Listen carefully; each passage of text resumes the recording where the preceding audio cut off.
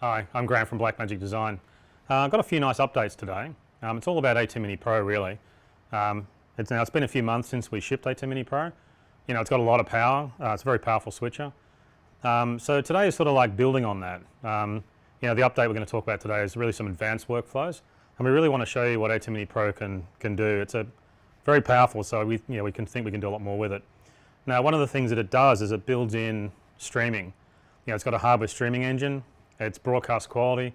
You know, it's not a simple computer processing type streaming engine. It's actually a hardware streaming engine, so you don't get drop frames. You get better quality, and there's no tearing. You know, like you don't get that weird tearing where it's trying to synchronize the software with the external hardware. So we thought, what else can we do with this? You know, how can we take advantage of the powerful streaming engine built into ATEM Mini Pro? And we realized that what you could do is you could stream to yourself, or you could stream to anyone really. Now at the moment we can stream to YouTube and Facebook and people like that, but what about if you could stream to anyone? And so we thought about that and we created a new product. Now the new product's called ATEM Streaming Bridge, and what it does, it converts the video stream from ATEM Mini Pro to HDMI or SDI video. Now what that means is ATEM Mini Pro can stream to this box. So what I'll do, let me bring it out and I'll show you. Here it is here. Got myself in a tangle of cables. So there it is there. I'll just put it down if you can get a close-up of that. Now that's pretty much all it is. It's essentially a converter. Now I'll show you the connections. You can see on, well actually let me tilt it around. If you've got a shot of that I can get it for you. See over the side there we've got the Ethernet connector. We've also got both an SDI and an analog reference input, so you can reference the output. And on the output, I'll swing it around there, we've got HDMI and 2 SDI outputs, 3G SDI outputs. Now you can use it in a bunch of different ways. Now I think one of the most simplest ways to use it is to use it in sort of a direct connection to the switcher. So you can use it like as a video link, and so you can just take an Ethernet cable from the switcher and plug it straight into the converter. Now that's really good in a building, like if you want to use the building's network cables, you might be in one part of the building and you've got network infrastructure in the building, and so you can patch linked between the different parts of the building. It's the same direct cable. It's basically a direct cable. You don't need to do any settings. It just works. You just plug it point to point and it'll do that. Now it knows it's a direct connection, so it can take care of everything for you. So I'll actually show you that because I've got it set up here to let you see that. So I'll grab an Ethernet cable, which I've got here, and there's my converter. So I'll plug in my Ethernet cable. Let me put it flat on the desk here. So this is the direct connection. And let me plug into the ATEM Mini Pro there. Now it's established a connection, and I've got this television here and I've got a HDMI connection on that, so I'll plug that in as well. And there you go there. So I've plugged in my network cable, which is directly connected from the ATEM Mini Pro to the converter, and then from the ATEM Streaming Bridge I've got it into this monitor here. Now I'm using a TV here, but you could use this could be a video projector up on the roof, or it could be, you know, any kind of large display anywhere in your building. Now all I need to do is make this work is just push the start streaming button. There it is there, and you can see the pictures come up, and it's pretty easy. So as I switch between sources, you can see the latency is also pretty low as well. So it's pretty cool. Now this streaming data is coming from this ATEM Mini Pro through the cable as compressed H.264 video, and then it's being decoded by this box and turning it back into video. So it's pretty simple. You know, the program output is actually being encoded just like you'd stream if you're streaming through the internet, and it's going through the network cable to the converter where it decodes it. This can be anywhere in your building. So that takes care of creating a sort of essentially video link. It's like an IP solution. That's a bit like an IP video solution, but that's the most basic way of using it. Like, you know, when you get this, you can just plug it in and it works. It's set up for that. But you can also use it via the building's network. So what this allows you to do is you can connect to more than one. You might have multiple stream bridges through your network in your building, and you can connect more than one. So what that means is you can then select in the ATEM software which one you want to connect to. You can also customize the names in the boxes. We've got a utility software. You can plug into this with USB, and you can customize the names so you can actually don't get confused about which one's which. Now I have a streaming bridge on the monitor behind me. I need to plug in the ATEM Mini Pro into the network to actually show you that working, but the monitor behind me has actually got a streaming bridge connected to it. So let me I'll unplug this, and I'll plug in. I've got a network cable here that'll plug this ATEM Mini Pro into the network of the studio here. So I'll turn off my streaming. Now when I plug this in, what I've actually now done is connected it to the network in the building. Now the ATEM Mini Pro can see all the streaming bridges in the network. So if I go across to the ATEM software control, I can actually show you how that works. So if I go across here, it's in the same, so if you can switch to the UI over here, you can see it's the same streaming palette that you'd use for streaming, but except that when I click on the platform, it's now added the studio monitor selection here. And I can also set the quality that I want. I can just use Hyperdeck High, which is the highest quality you can do, because it's a network, so you don't really have to worry about choosing a lower compression rate. So what this means is that I can now, I've found the ATEM streaming bridge on the network, and now the ATEM Mini Pro knows that it can stream to it. So all I have to do is start streaming. So I just push the on air button, or I can do that from here. And now if I come across here and I'm switching, I can see it over on the monitor, and that's via the network. So you could have a lot of different streaming bridges on the network if you wanted to. You know, you could put them in presentation rooms. Now you can actually, in the utility, you can set a password. A password on streaming products is actually called a streaming key, but you can do that. So what that means is that, you know, like imagine if you had road connections connecting in. Imagine how that could go horribly wrong in a school or somewhere like that, where everyone would just start streaming into the streaming bridge. So we've got a password in there. It's called a streaming key, so you can set that through the software. So at the moment, I just connected straight to that streaming bridge on the back monitor wall, but you can do that with a password if you need to. So I'd be the only person that would know the password or the streaming key, and I'd be the only one that can connect to that. Now, because ATEM Mini Pro is using the streaming engine for this, and the streaming engine is obviously designed for internet streaming, it means we can also do this through the internet. So this is quite powerful, because ATEM Mini Pro uses H.264 compression. It's very low data rate and it's very high quality. So what that means, you can connect on ATEM Mini streaming, an ATEM streaming bridge from anywhere in the world. So the question, of course, then is how does that work? Because that's a little bit more tricky to set up. I mean, it's a very different situation than plugging it on the network and finding it. You've got to find it over the internet. So I think to understand how you make this work through the internet, it really pays to look at it from the ATEM streaming bridges perspective. What's the world look like from this converter's point of view? Now the ATEM Mini Pro has to find it on the internet to be able to stream to it. So this has to find that, and that's going to be somewhere in the internet. It could be anywhere. It could be in different countries. So how do you tell the ATEM Mini Pro where to send its video stream to get to that box when it's actually on the internet? That's quite tricky. No one, like, you don't want to really, if you're a broadcaster using one of these, you don't want to try and explain network settings to someone over the phone. Like, it's going to be overly complicated. So I've got a utility, we've got a utility that makes this really easy to set up. We can set it up via USB. So let me show you, and I'll bring out the laptop and let you see. So first I've got to plug my laptop into this streaming bridge. So actually the first thing I need to do is I've got to plug the ATEM streaming bridge into the internet. So I've got a box over there. If you can see that box next to the monitor, that's actually an internet interface.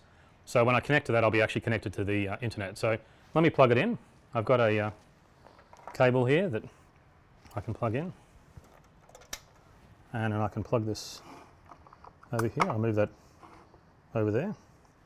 So now what that's done is it's now connected the ATEM streaming bridge onto the internet. Now anyone in the world could actually find this and connect to it. Of course you've got to know where it is, but at the moment now it's sitting there connected to the internet, ready to receive a stream. So what we need to do is we need to update its settings to make sure that it, well actually we've got to make sure that the settings are set so it actually can do all its network things, but basically it's on the internet now. So what I'll do is I'll bring out the laptop and I'll plug it in and I'll show you how that works. So I've got a laptop here with the ATEM software utility on it. To let you see it so we can get the switcher guys to switch to this, what I'll do is I'll plug in a video cable so you can see the laptop. That should log in, there it is. So you should be able to cut to that now and get a view of that. And what I need to do is plug a USB cable from the streaming bridge into the laptop.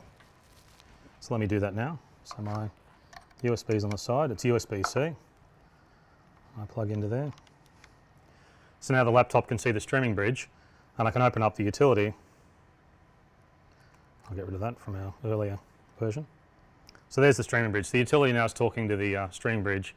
So now if I go into the streaming bridge, I can see all my network settings here. Now I just need to select internet, and there's all my settings. And it's actually also gone off and checked the internet to find out if it can actually connect or not. Now we've already set all the internet settings here for this demo. I didn't really want to go through and type in a bunch of IP addresses and stuff, but that's generally, you know, people who are using this product will know how to set up the IP addresses and stuff to be able to see it on the internet. It'll also help get through your firewalls and things. Now, that button, I can also push this button here and it'll go out and check the internet to see if it's actually managed to get through the switch, the local internet connection. So that makes it, setting up a lot easier. Now, what I need to do is, now I've checked the internet, I know it's connected, it says it has. What I need to do is now I need to work out, how does ATEM Mini Pro find this converter? How do you tell ATEM Mini Pro what to do? Like, we need to tell it, it's too complicated to pass network settings, to creators who are using ATEM Mini Pro based studios. It's too hard to sort of call on the phone and call them and tell them network settings over the phone.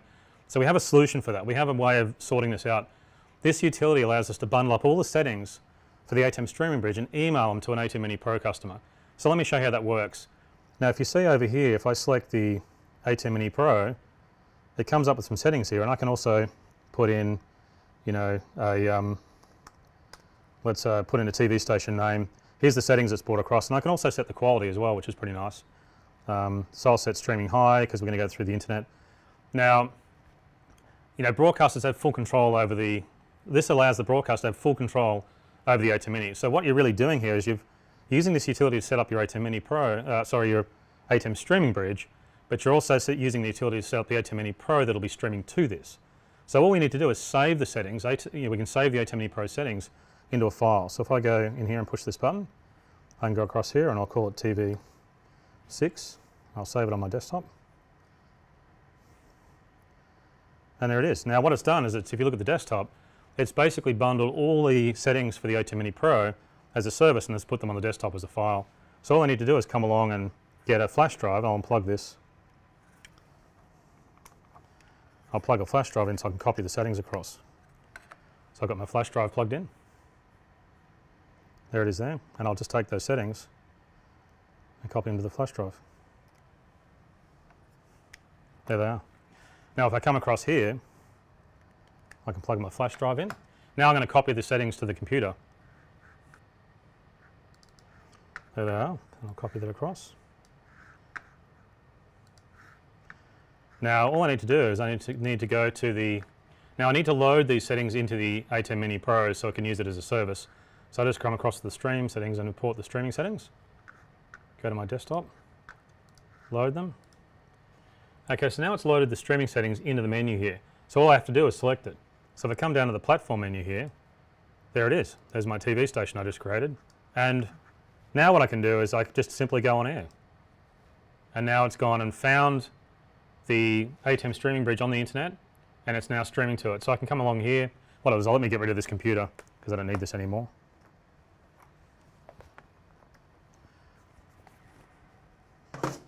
And there's my ATEM Mini Pro. It's streaming through the internet, out through the internet back to the internet box here into this converter, and I can switch between the sources.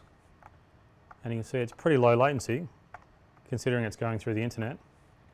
So you can see it's much better quality than Skype or Zoom. You can control the quality setting actually, so you can set it to whatever you like. Now this allows you to live stream to broadcasters, so it'd be pretty cool. You can do interviews without the Skype logo. I see that all the time these days, and so you don't have any logos or anything like that. And you can stream from one ATEM Mini Pro to other ATEM Minis, so that's pretty cool. You could stream to remote digital signage. So I think it'll be really exciting what people do with this. I think it's going to be fantastic. Now it's going to be available in a few weeks' time. We're still finishing off some of the software, so sometime in August. Now the ATEM streaming bridge will be $245, excluding duty. Some countries add duty. So we think it'll be really great for connecting to big monitors on your local network, or even video projectors in public spaces. Like I was at a convention center recently and they had a bunch of different studios who wanted to stream to a video projector in a public space. It'd be fantastic for that. You could stream a whole bunch of switches in different areas to another ATEM Mini Pro and then do the master control through the ATEM Mini Pro, then out to another streaming bridge. So it'd be pretty cool. You can create networks of streaming bridges. We also think it'd be really nice because ATEM Mini Pro customers can stream to broadcasters. So various blog studios could actually be streaming to their local broadcasters or broadcasters anywhere in the world. So I think it's going to be really exciting seeing what kind of new workflows people develop. We've all been streaming to each other's houses as we've been testing it. It's been really funny watching suddenly pictures appear in each other's houses.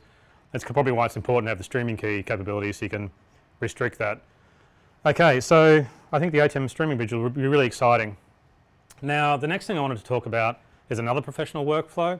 ATEM Mini is a powerful switcher, but it's HDMI based, so it's harder for some workflows some of these workflows, because of the HDMI connections, can be a little tricky. We have a bunch of really affordable SDI switches that can be expanded, because SDI is really easy to expand. You can add external recorders, but one of the big things that's harder for ATEM Mini, because it's HDMI based, is professional switches. You can put recorders on the inputs for recording the inputs for editing later. Now each input is recorded to a separate video file. The professionals call it ISO recording, but you're really just isolating the inputs as a separate recording. Now the big switches, we can do it with hyperdeck recorders, so you can just stack hyperdeck recorders, but that adds a lot of extra cost because each input needs a recorder, and it really adds up. And ATEM Mini is supposed to be an affordable switcher, which it is, and it's very powerful, but we have to be careful about sort of adding external devices because it adds cost.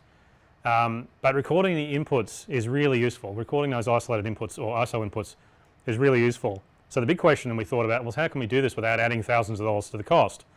How do we do it without also adding big racks of equipment? This is really portable. You don't want to be adding sort of big racks of equipment. So we have a new model. It's called ATEM Mini Pro ISO. And what we've done is we've built 5 separate recorders inside the switcher. Now ISO, as I mentioned, ISO stands for isolated input recording. That's why we've called it ATEM Mini Pro ISO. It's an ATEM Mini Pro with the ISO feature. So that's how we've sort of named it. Now let me show you the new model. I'll bring it out.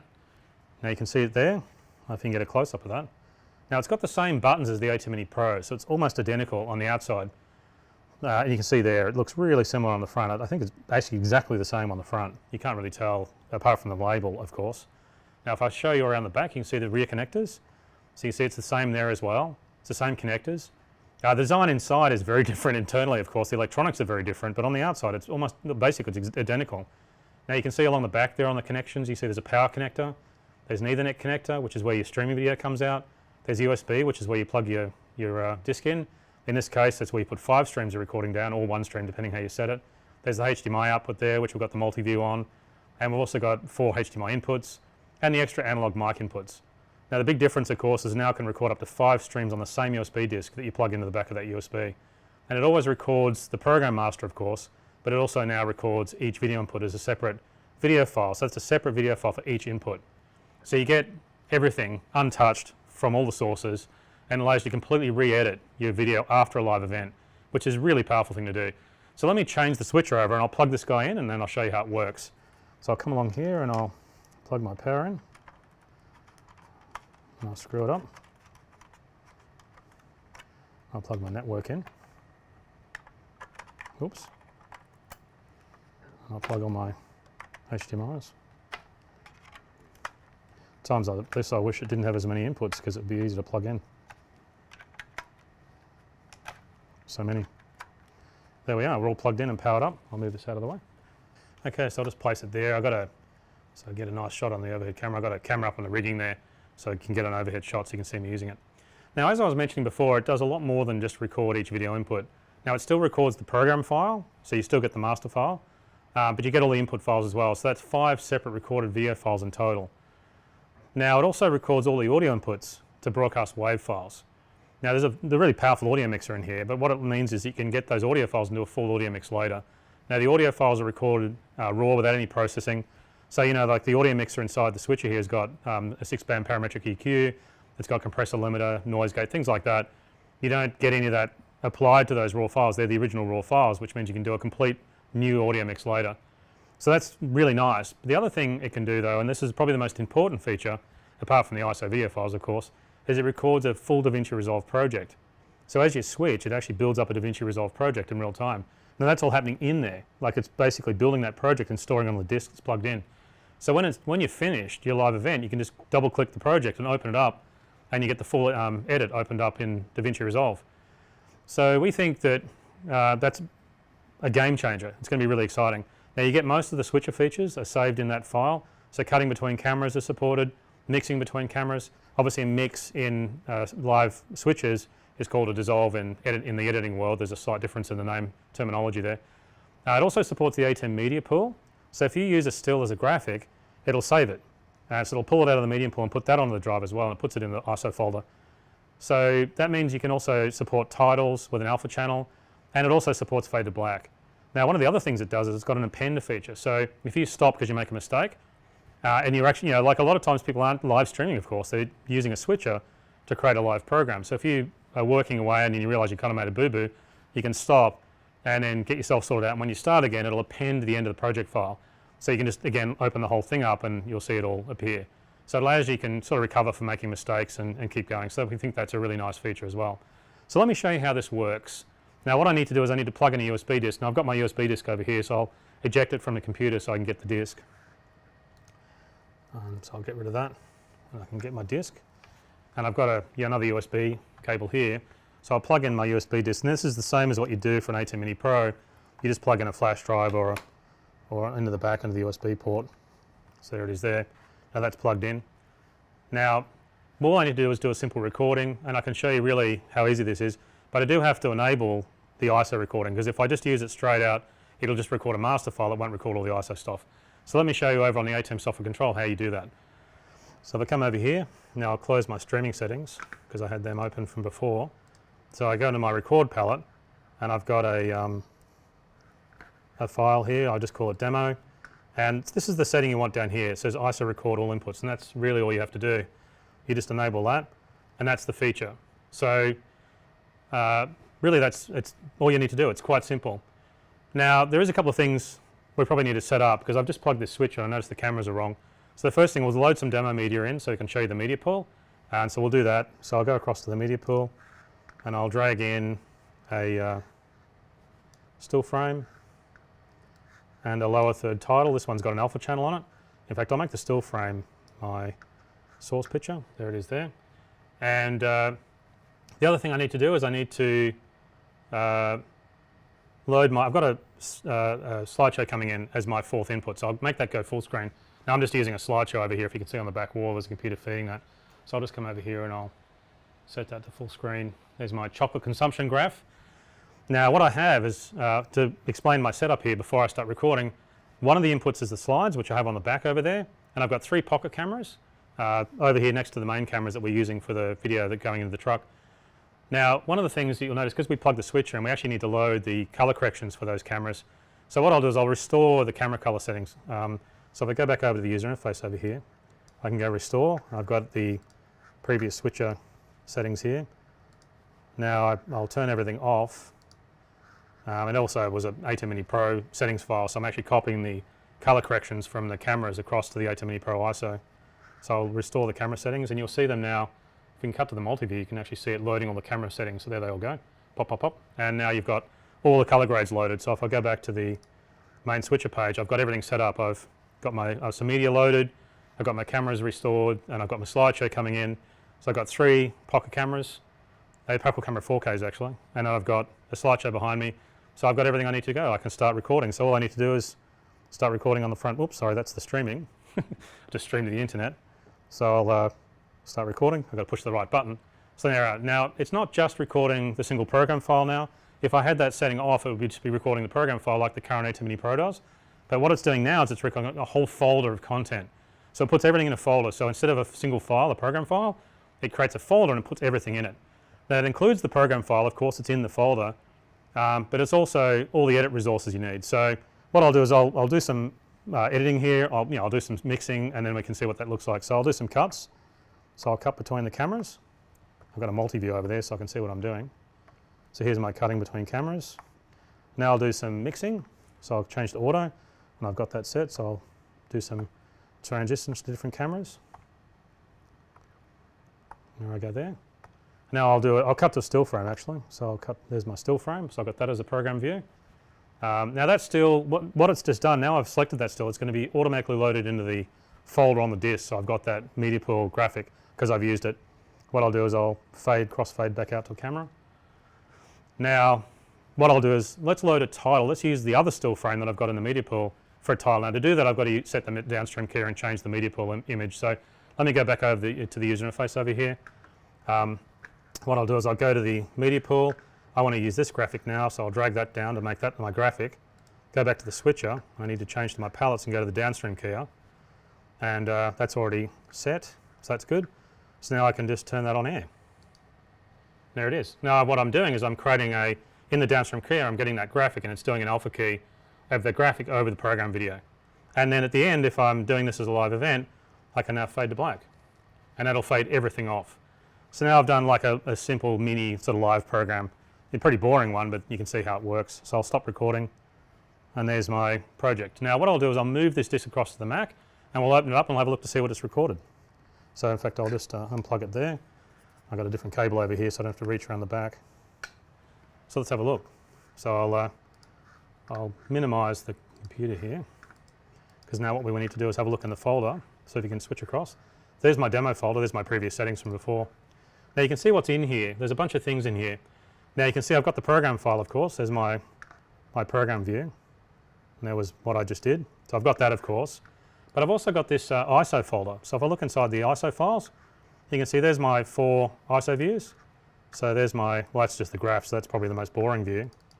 But if I look at this one, you can see it's just the input file. There's nothing else in there. And I've also got my media. So I use the 2 graphics, and it saved those 2 graphics, so there they are. Now, what's really nice about all these files is because the cameras have got color graders in them, all the files recorded here have got color grades on them, so they all look good. So each ISO file's got color grades as well as the program, of course. Now remember before I mentioned that we've got audio files. If I go across here, you can see my audio files. I've got the 4 inputs, and I've also got the 2 microphone sources there as well. So that's everything. Now what's really exciting now is the DaVinci file. So what I can do is I can open up the DaVinci project, and you can see it open up. Let me just, well, I just clicked that. In fact, I minimized DaVinci so I didn't have to wait for it to load, so I'll just bring it up here. So it'll load the DaVinci project in. There it is, simple as that. So you can see I've got the whole thing here. Now, if you haven't seen the DaVinci Resolve cut page before, I think it's probably worth just showing you around what the page looks like. So I'll just give you a quick UI. So over the left here is my media. So you can see I've got my project here. And I've got some folders. There's my ISO files are all in there, organized for me. It's organized everything for me. I've got the viewer over here, so that's all pretty simple. You know, it all works very similar. And I can change the size of that as well if I want to change the size. Now, I can change between the clips and the timeline. If I'm working on a single clip, here's my clip there, or I can change to the timeline, so you can just switch backwards and forwards. So a single viewer in the cut page switches between the viewer and the clips, so it's all simple. And the reason we did that is so we can use smaller resolution screens, so it's pretty nice. And you can switch the viewer between them. But we also have this other feature called the source tape. We did a lot of things in the cut page to make editing much faster. So if you look over here, we've got the single clip view and we've got the timeline view. You can switch them up here. We've also got this other thing called the source tape. I need to go back up to the master to get everything. But what it's actually done is it's taken each one of my ISO files and it's lined them one after the other. Now this is not quite the right type of job for the source tape, but if you're editing a lot of content, the source tape gives you a way of visually browsing up and down all your content, and then you can just pick in and out points and drop them down, so it's really nice. Now the timelines, you notice that's also a bit different. We have 2 timelines in DaVinci Resolve, the cut page. We have an upper timeline and a lower timeline. Now the upper timeline, it's not just a scroll bar. You can click clips in here and you can trim in there. What it is, it's a view of the entire edit, whereas the bottom part is a view of part of the edit. Now the reason we did dual timelines is on the edit page we have these automatic trim tools. So as you move the trim tool around, if I go to over here, as I move the tool around, you can see it changes the trim tools automatically. The problem, of course, is you've got to be zoomed in enough to be able to use them. So in the cut page we have 2 timelines. So we've always got a fixed zoom level at the bottom, and at the top we have a full view of the entire edit, so you can see down here.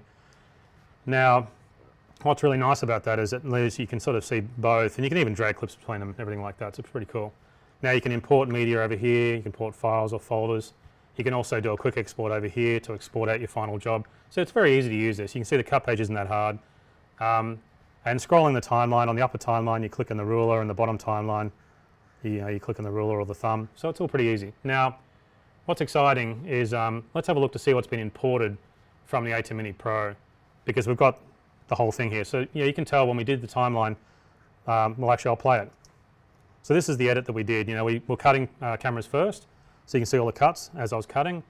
Then we got down the timeline a little bit and we got into the dissolves, and we were then doing dissolves. So you can see if I come over here, you can see all those dissolves there that I applied. And you can actually, of course, because I was filming myself doing it, you can actually see me pushing the buttons in the video itself. Then we went down and we had a still frame, which is there. That's where we had our still frame from the media pool. So we cut to that. And then as we went down the timeline, we put our alpha channel graphic in, and you can see that's layered up on the second layer. And then down the end here is where we did our fade to black, so you can see that there. Now the big question is, what does that mean? So the way this is really organised is layer 1, which is the layer down here, that's where all the video edits are. We've placed all the video edits along with layer 1, all the cuts and dissolves is all there. Now layer 2, the green layer down the bottom is actually the audio track, so you can see that there. That's the audio track.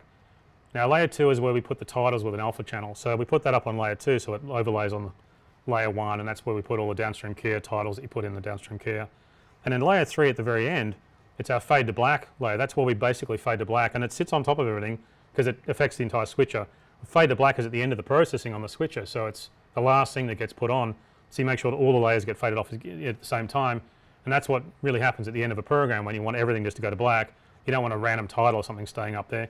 That's why it's on the top layer in the edit, because it affects all the layers below it, and we just basically fade a black slug over the top, and that's then has the same processing effect. Now what I think is really interesting is it's amazing how quickly you can build up hundreds of edits. It's really quite exciting. Like when you're really punching away at the front, you build up a lot of edits really fast. What I'll do is actually let me trim a few edits so I can show you how this works. So if I come along here and go to here, say if you're doing a bunch of fast-paced edits and you've got people talking, like maybe you're doing an interview and a whole bunch of people are arguing, and that seems to be fairly common these days. So you've got a whole bunch of people debating a topic and they're all talking to each other. It can be hard with a fast-paced interview for the switcher guy to keep up because people start talking and then he's got to switch to them. So you tend to find the edits actually lag the action. What we really want to do is move the edits to before the action, so that, and you can do that with editing. I mean, with live production it pretty much streams like that, but if you're loading it into the editing software here, you can move the edits to before the person looks at the camera or the person starts talking, and that gives you a whole different creative feel. It's really quite nice. So let me show you how to trim. So I've got the trim tool down here, and all I really need to do is just roll along and trim. So I could just slide these edit points just back to before a person sort of starts talking, and that would, if you went through and did all of those and then just did a quick export, that would completely transform how it feels and the whole vibe of the interview, because now you're sort of catching people before they start talking, because of course you've got the time laid out on the timeline here, so it's exciting. Now the other thing you can do is you can change cuts to dissolves. Like I can go along here. Now I cut that on, I could probably change that to dissolve. Now in DaVinci you can just turn dissolves on and off. We've got this really fast way of doing it in the cut page. So I can just turn a dissolve on there, and then it's just added this dissolve. There it is there. So now when I play through that, I've added a dissolve. That's all nice. Now what that means is that often with low bandwidth links, a lot of people like only to stream with cuts. What this means you can do is you could stream with cuts, and then you could add the dissolves later and upload with dissolves. So it's really nice. Now one nice thing about the cut page is it's really fast. You don't need in and out points. So you'll notice the way I did that is I didn't put any in point on the timeline. You got this little indicator here, and it's worth just pointing that out. That's called a smart indicator. So if I turn off the dissolve, I can turn it on and off, and it knows what to do, because one of the problems we felt is, why do you always have to go to the timeline instead of an in point? It's really so boring, especially if you're using the source tape up on the viewer. You just want to be throwing edits down in the timeline. As you identify the bits you want, you mark the in and out points on the viewer, but you just want to be throwing stuff in the timeline. And same with putting dissolves on. You can scroll along, and pretty much where the smart indicator moves, you can see it'll jump, particularly around here where I've got a bunch of edits. You can see the smart indicator moving around here, see to the different edit points. So if I decided I wanted to change one of those into a dissolve, some of my points are really small, but if I wanted to put a dissolve there, you can pretty much just roll along here, and the smarter indicator will show you where that dissolve is going to be placed or where it's going to be removed. So you can just drop dissolves. You can just scroll along and go dissolve, dissolve, dissolve, dissolve, dissolve, and just add them in. So it's really fast. Now all the ISO files have time code, so they're all synchronized. So what that means, it's really simple to replace shots. So now all the files also have camera numbers. So they got the camera numbers from the HDMI inputs. So input 1 is camera 1, input 2 is camera 2. So what that means is, because all the files have got time code and they've all got camera numbers, we can use the sync bin feature in DaVinci Resolve's cut page to replace shots. So maybe you set the wrong camera, you might have been switching away and you go, oops, I switched the wrong camera and that went out. No problem, we can fix it in here. You can just go to the sync bin and change that. So let me show you how that works. So I'll go up here, here's the sync bin feature here, so I just select that. Now you can see what it's done. The sync bin is a bit like an assistant editor. What it does, it goes off and finds all the shots that'll synchronize to this point in the timeline. So you could have thousands of shots, it doesn't care, it's going to go through and find just the shots that match this point in the timeline, and it's going to put them up in a multi-view up in here. So what that means is you can scroll up and down the timeline and see all those shots there. And in some ways it's you can tell what other shots are available, they're just there, and then you can pick them. So let me show you if you go across here to the multi-view, I can show you how this works. Now this is designed to be a bit like a switcher workflow. So when you see the multi-view, that's actually similar to a multi-view that you'd see in a switcher. In many ways we took the workflow from switches and put that in and made that the basis of the timeline. So we can just scroll on the timeline here and find alternative shots, and you can see it all in the multi-view there, and we can see all the different views that we have. So in many ways this makes editing pretty much like using a switcher. The multi-view is very familiar, so you've seen it before.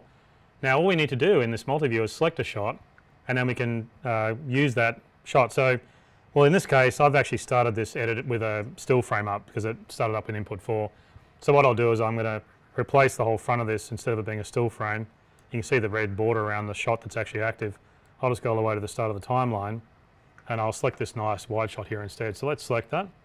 Now you can see what it's done is I've now selected that shot, so it's made it the focus, and it's put an in point in for me, which is over here, and it's put an out point in of about 4 seconds. Now that's just a convenient out point.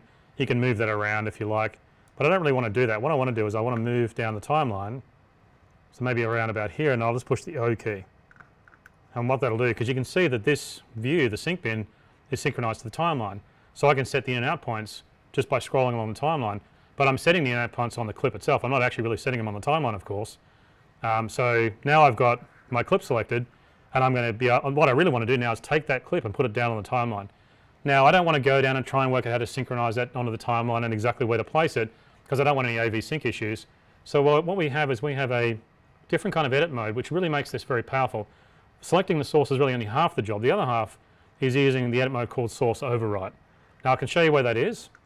Now what it does is it places this clip into a position in the timeline that's synchronized, and it does it for you. You don't need to put it in and out point on the timeline. It'll go and put it in the timeline for you, synchronized to the layers in the timeline. It ladders to the layer above. Now, so it does all the work for you. So let me show you where that edit mode is there. It's there. There's all my edit modes, and there's source overwrite. Now all I need to do is push it, and it's done the work. It's placed that clip synchronized to the position in the timeline over the top, and now I've essentially replaced that edit. So it's pretty cool. Now what I can do is if I want to do another edit, I'll move back to where I was. I want to go at the end of that position. If I want to choose a different camera, say this one, I can do it. In this case I'll just do another source overwrite, and I can just keep adding different camera views and keep doing source overwrites and just keep adding cutaways. So it's really exciting. You can just add as many cutaways as you like. Now we think that in many ways you could just use this as like bloggers can just use this as a ATEM Mini Pro ISO as a multi-track recorder, and you can essentially just record all your angles. I think one of the things that bloggers have, you notice a lot of bloggers use single cameras. Well, if you use an ATEM Mini Pro ISO, you can use it as a multi-track video recorder and just record multiple angles, and they're all synchronized together, and you can use the sync bin and the source override feature to edit them later. So you can just put down a wide shot and a couple of different shots, and then use the sync bin, add cutaways for close-ups and camera angles of graphics and stuff, just like I've done here. And what that really does is avoid the jump cuts. I mean, a lot of blog guys have a lot of jump cuts in their edits, and it doesn't look really very professional. So hopefully bloggers can use this to get rid of all that. And so it's really another good reason for editing a live event, doing your blog this way.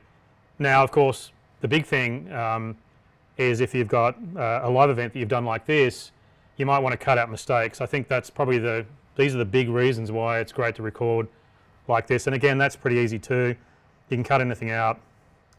Let's go back to the timeline, and say if we want to sort of chop out a bit of this, there's a split tool over here, so you can just chop it and move over here and chop it, and you can just cut pieces out, and I'll do that. And that's another really powerful reason why it's great to be able to use editing software after you've done a live event, because you can replace shots, you can trim edits and move them around to get a different creative feel. You can chop pieces out, maybe something got a bit boring, you can chop that out. So it's really quite flexible. And of course if you're bloggers, you can just use it as a multi-track recorder, because this is powerful, and this DaVinci Resolve connection and everything is really very powerful, and the cut page and all the features, but you don't have to use DaVinci Resolve. You can use any software if you like. These ISO files will work in any edit software. The files are all the same length, they've all got the same time code, and all the files are formatted in H.264 and very high quality. So any software with multicam will be able to use them. So you're not really limited to DaVinci, but you can see how powerful it is. Now with DaVinci though, it takes it even further again. Now we haven't just done the project import, and that's very powerful in itself, but we're also the only company to have cinema cameras, switches and a major NLE in our product line. So what it means is we can develop some more advanced workflows because you can get some advantages of having all those connecting together. Remember that feature that we've got in the ATEM Mini Pro where you can record in the cameras? Now we have pocket cameras connected here, and we also have flash drives on them. So we can record in these cameras, and we can remote triggered when we record on the switches. So when we record on the switch, we can also remote trigger in the cameras. Now all the recordings are in Blackmagic RAW, and so they're all cinematic film industry files. They're very high quality, and we can use these Blackmagic RAW files for the cameras in our edit. So let me show you how to do this, because it's kind of a little bit tricky, but it's kind of cool. So what I need to do is I need to set the menu. So let me come over here. I'll minimize DaVinci here. In fact, I'll close my project here. So I'll get this out of the way. And I'll minimize DaVinci, so because I need to go back to my ATEM software settings. So here's my ATEM software control. Now I'll go back to my output palette and go back to my streaming settings. Now this is the checking here. I need to click on this to record on all the cameras. Now the other thing I need to do is change my project name. So like I mentioned before, like I've got a project name in here. Now remember before I mentioned that it had the append feature. If I leave the project name the same, it'll just keep appending to what I've got. So I need to change the project name to a new project. So I'll just call it that, and now it'll know to create a new project because I did a different file name. So let's do a recording. So I'll need to get my flash disk out of here so I can record to that. So let me just unplug that. I'll come across here. I'll plug it in. So now when I record, what it'll do is it should, now that I've got it selected, it'll record all the ISO files in here, and it'll also record in the cameras. So let's press record, and I can look at my cameras and see, yes, they're all recording. Now all my pocket cameras have flash drives on them, and they've all gone orange. The tally lights go orange when you're recording in the cameras. So there it is there. Now I can do some switching between the sources. There it is there. I'll do it fairly simple. So there's a quick recording, and I've switched between the cameras. Now as I was saying, the cameras got orange tally lights, but they still go red tally lights when they're on air, but they're orange when they're recording. So you can tell if any of your cameras stop recording and you're shooting yourself and you're recording in cameras, you can tell if they, I'll stop recording. You can tell if any of the camera discs fill because the orange light will go off. So now I've got my recording, and if our guys can bring over the flash drive, so I'll come over here and I'll plug in. So what I need to do now is I need to get all the files. So I need to take all the discs from the cameras and my local disk and record them all in this, copy them into the same file. So you can see I've got my new project folder over here. Now I'll copy that to the desktop because I want to go through the disks and copy the Blackmagic RAW files off as well. So that's already copied. So let's eject that, and I'll grab the disks. Thanks. So I'll get rid of that. So these are the flash drives from my cameras. So I've got to get each one of these files off. So all you need to do is I'll open up. I've got my ISO folder here. That's got my ISO files in it. So all you need to do is grab them. So here's my Blackmagic RAW file from the camera. So I'll just copy that across. That one's copied. So I'll have to do this to all of them. So if you bear with me for a sec, because I need to get each flash drive and copy it across. There it is. It's the second camera. Well, it's actually camera number 3. And my last camera.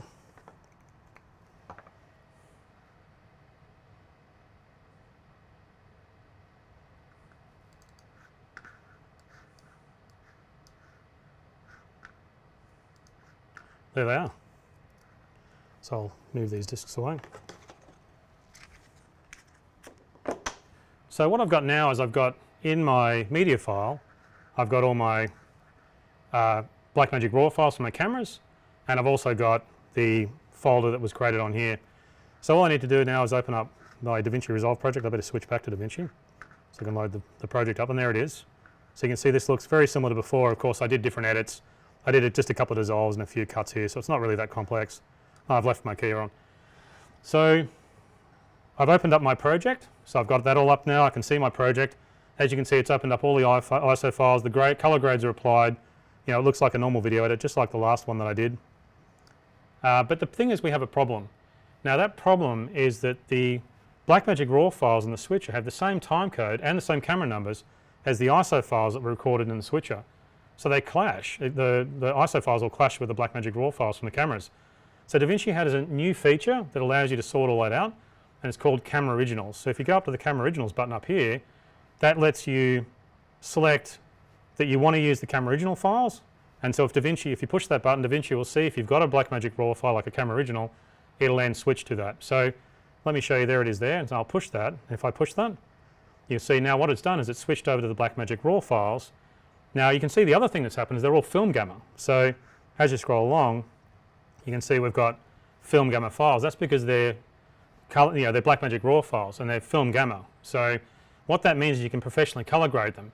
Now I can go across to the color page now, and I can select my color corrections. I can I'll probably do a really bad job of color grading these, but I can come along here now and I've got a mix open there.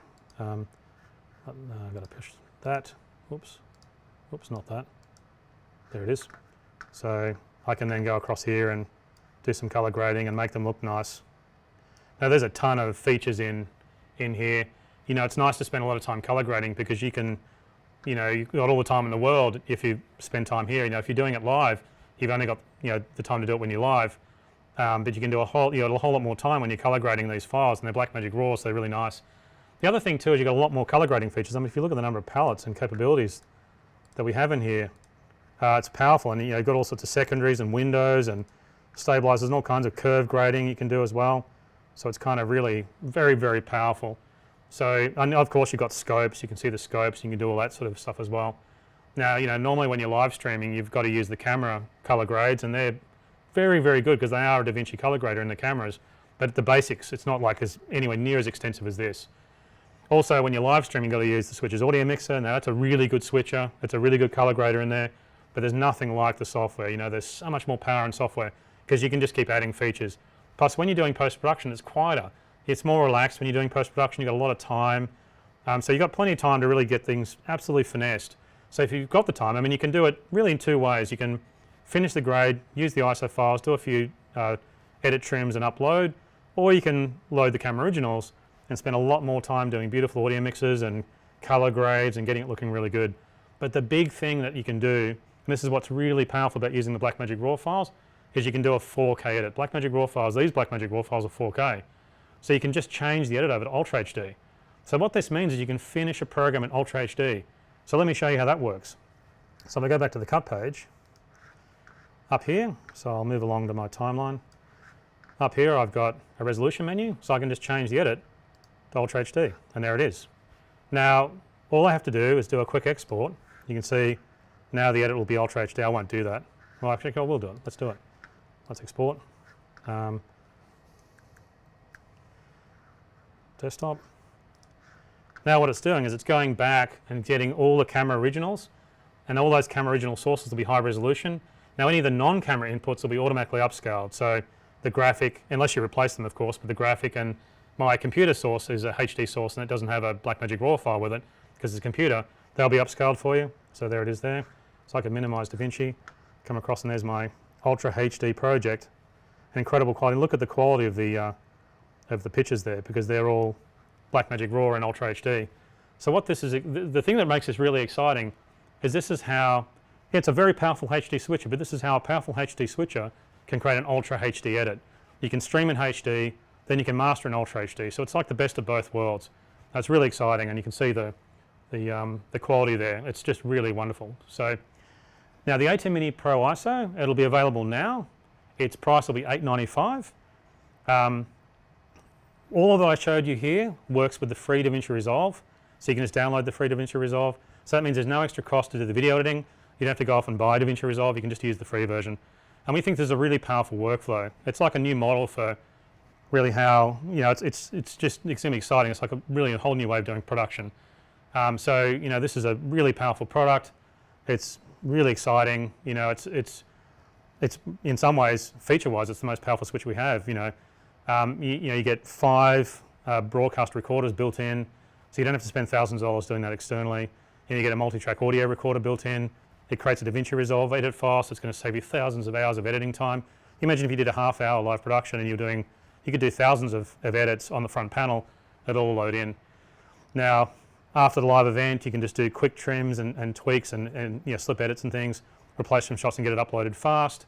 It allows you to fix mistakes in a live production, so make sure that the file you eventually upload, which is going to be there forever, is perfect. And then of course you can add professional audio mixing and color grading, and plus it allows a little HD switcher like this to create Ultra HD masters. So it's going to be very exciting. Now we have a new DaVinci Resolve update today. It's 16.2.5. That's the DaVinci Resolve update that will support loading in the project, so you need to update that. It adds support for the ATEM Mini Pro ISO project import, so you need to get that. There's also, we did some changes to the Blackmagic RAW recording in the cameras. There's just some metadata stuff we did.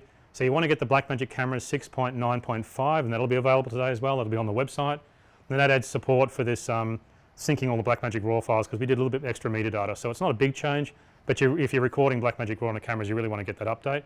There's also an ATEM Switches 8.4 update available today. Now that adds support for the new ATEM Mini Pro ISO model. Now if you've got an ATEM Mini Pro ISO, we actually just did an update last night, so you really want to make sure you get that update and run the the ATEM utility software that comes with the ATEM software to update the switchers. If you run that, it'll load the latest software into the switcher itself, because you might have got a switcher that had the slightly earlier version of the software. So you want to make sure your ATEM Mini Pro ISO's got the latest software that's on the website now. So you want to do that.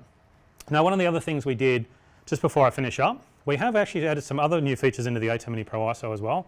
So I'll quickly mention them. Now this model can record video via the flash drives, just like our Hyperdeck recorders can. So what we did is we added some of the features that our Hyperdeck recorders have into the switcher. So we've added the FTP protocol. Now the FTP protocol is called File Transfer Protocol. It's a sort of protocol that's been around for a long time. It's quite robust, but it's how you can actually download through the Ethernet files from the switcher. So if you've got it disconnected, like this flash drive's connected, if I plug that in, now what this switcher will let you do is remotely log in from anywhere in the world and actually access the files on that disk via the switcher through the Ethernet cable and through the internet or locally on the network. So you can download files from the disk. You probably wouldn't want to do it while you're recording a big ISO project, depending on the disk. If you've got a fast disk, it's okay, but if you've got a slower disk, you want to be a little cautious, but it does allow you to download the files, the video files, through the Ethernet link from the disk, just like a Hyperdeck can. The other thing we've done is we've added the Hyperdeck protocol, the control protocol, for recording. So what that means is you can use any Hyperdeck software that you can develop. You can control the recording features remotely as well. So that's pretty exciting. And the other thing is this switcher, if you look at it, there's kind of a router inside. You've got multiple sources, which are inputs, and you've got multiple internal destinations like the output, the preview output, the actual video output itself. So I've also added the Video Hub protocol. Now that's a text-based protocol, so you can try it out with Telnet if you want to experiment. But it means you can actually now also use some of our Video Hub hardware and software control panels to control the sources and destinations in this. So I can show you that quickly just before we finish up. I've got a software control panel over here, a hardware control panel, and you can see this is connected to the local network, which is the ATEM Mini Pro ISO is plugged into.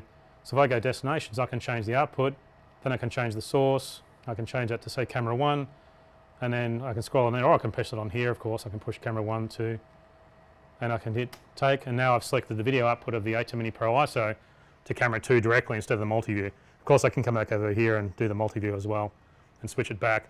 So essentially this switching of the video output, I can do it over on the control panel. So I think that'll be really nice. I mean, there's developers love making custom solutions. You never know what people are going to come up with.